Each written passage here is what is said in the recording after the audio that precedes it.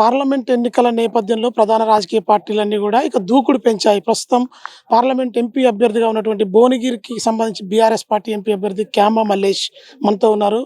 చెప్పండి, మీరు ఇప్పుడు అభ్యర్థిగా ఇప్పటికే కేసీఆర్ ప్రకటించినప్పటి నుంచి కూడా విస్తృతంగా మీ నియోజకవర్గ పరిధిలో ప్రకటిస్తున్నారు. ప్రజల నుంచి ఎలాంటి రెస్పాన్స్ వస్తుంది?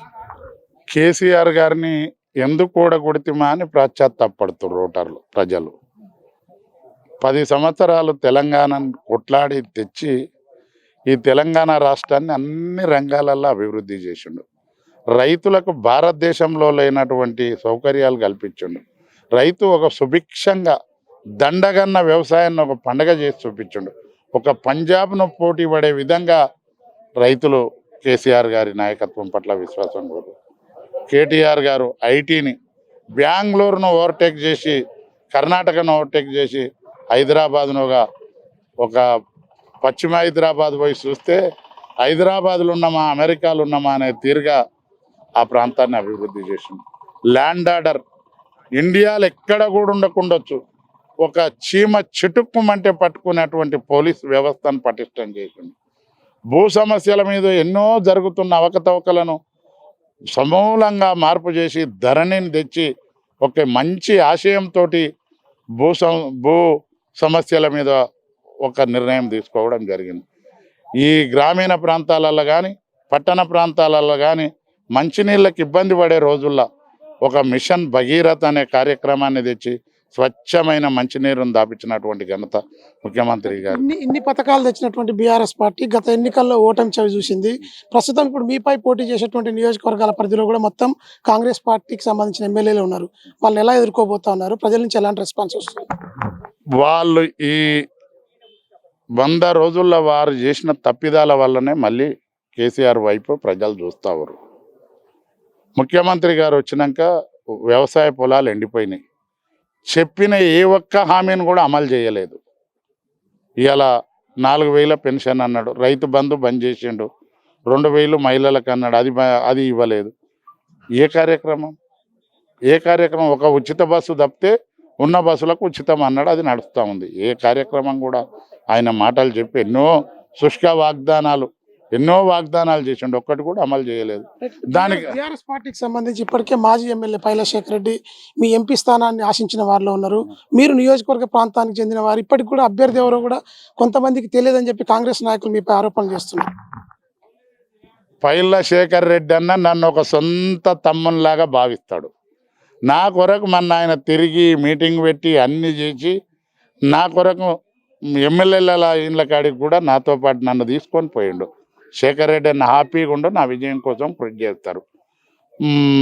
కాంగ్రెస్ వాళ్ళు నన్ను తెలియదంటే ఏమో ముంగటొచ్చిన చెవుల కంటే వెనుకొచ్చిన కొమ్మలు వాడి అని ఎవడైనా నన్ను ఎక్కిరించినోడు, నన్ను అన్నోడు ఎవడు చెప్పు? ఒకడు అన్నోడు ఎవడో కాంగ్రెస్ వాడు చెప్పమని. టీపీసీసీ ఉపాధ్యక్షుడు చామల కిరణ్ కుమార్ రెడ్డి మీద పోటీగా ఉన్నారు. మాజీ ఎంపీ బూర నరసయ్య గౌడ్ 2 ప్రధాన రాజకీయ పార్టీల నుంచి పోటీలో ఉన్నారు.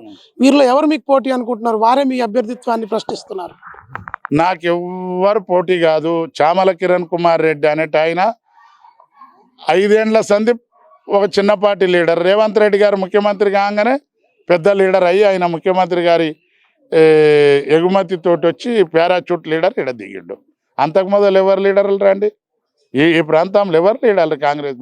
బూర నరసయ్య గౌడ్ గారిది భువనగిరి స్థానికత కాదు, ఆయనది సూర్యాపేట్. ఆయన టీఆర్ఎస్ పార్టీ తరఫు నుండి ఒకసారి ఎంపీ అయ్యిండు, మళ్ళీ ఎంపీ కావాలని పార్టీ మారి మళ్ళీ ఒకసారి ఓడిపోయిండు, మళ్ళీ పార్టీ మారి ఇలా ఎంపీగా పోటీ చేస్తూ ఉండు. ఇప్పుడు రాష్ట్రంలో అధికారంలో మీరు లేరు. ఒకవేళ మిమ్మల్ని ఎంపీ గెలిపించినా కూడా దేశంలో అధికారంలో బీఆర్ఎస్ పార్టీ రాదు. ఇటు కాంగ్రెస్కో బీఆర్ఎస్కో ఏదో ఒక పార్టీకే సపోర్ట్ చేస్తారు. బీఆర్ఎస్ కోటేస్తే విఫలమైపోతుందని చెప్పి కాంగ్రెస్ నాయకులు ఆరోపిస్తున్నారు. దానిపై మీ స్పందన? ప్రతిపక్షం అనేది లేకపోతే, అడిగేటోళ్ళు లేకపోతే, ప్రశ్నించేటోళ్ళు లేకపోతే వన్ సైడ్ అవుతుంది.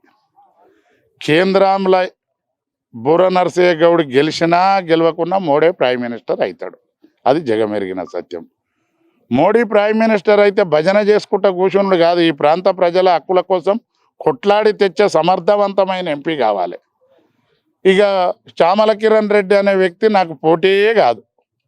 ఏమన్నా కోమటిరెడ్డి వాళ్ళ రాజగోపాల్ రెడ్డి గారి సతీమణి కోమటిరెడ్డి వాళ్ళ ఫ్యామిలీ 11 కన్నా ఇస్తే వాళ్ళు నాతో పాటు రాజకీయాలలో సుదీర్ఘకాలం ఉన్నోళ్ళు కాబట్టి పోటీ అవుతుండే. ఆ చామల కిరణ్ కుమార్ రెడ్డి అనేట అతని వ్యక్తి నాకు పోటీ కాదు. ఇప్పుడు ఇక మిమ్మల్ని ఈ ప్రాంత ప్రజలంతా కూడా ఎంపీగా గెలిపిస్తే ఈ ప్రాంతంలో ఎయిమ్స్ కావచ్చు, ఇటు ఇప్పటికే భూ నిర్వాసితులకు సంబంధించిన సమస్యలు కావచ్చు, చాలా సమస్యలు తిష్టవేసి ఉన్నాయి. వాటిపై మీ పోరాటం ఏ విధంగా ఉండబోతుంది? ప్రజలకు ఏం చేస్తారు మీరు? ఎయిమ్సే కాదు, తుంగతుర్తి ప్రాంతంలో ఒక పెద్ద ఐటీ హబ్ తేవాలనే సంకల్పం నాకుంది. యాదాద్రి పక్కకు మంచి ఒక యూనివర్సిటీని కూడా తేవాలనే ఆలోచన ఉంది.